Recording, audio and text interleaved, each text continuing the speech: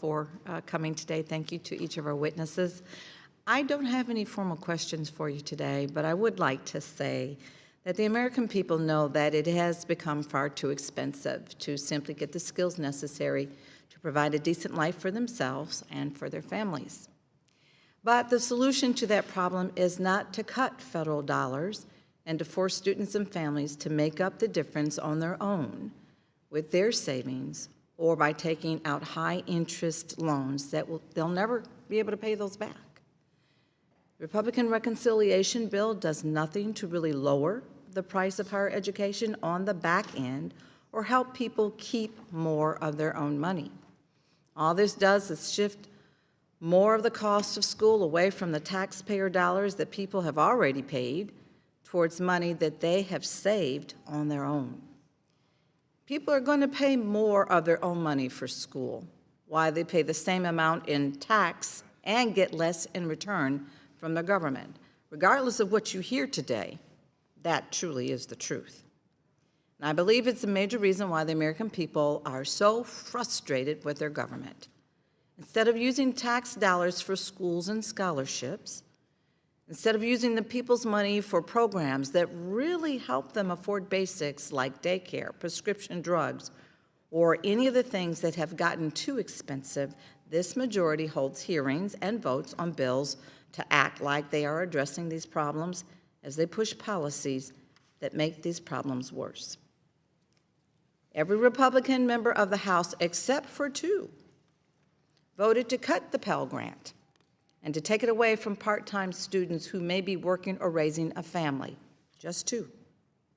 The Pell Grant, a program for students with significant financial need, for the students and families who have the least in our country.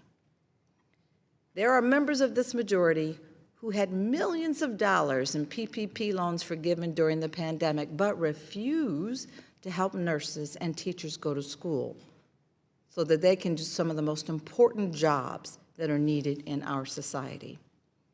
There are members of this body who had loans forgiven for amounts that many Americans only dream of making in their lifetimes, all while they cut funding for health care, and education. Time and time again, Republicans ask the American people to listen to what they say, but please ignore what they do. To ignore the loans that they secure and forgive for themselves, while they ask everyday people to buckle down and make sacrifices. Before coming to Congress, I was a flight attendant for 30 years. So I know what it's like to be a single mom, and I know what it's like to struggle to make ends meet.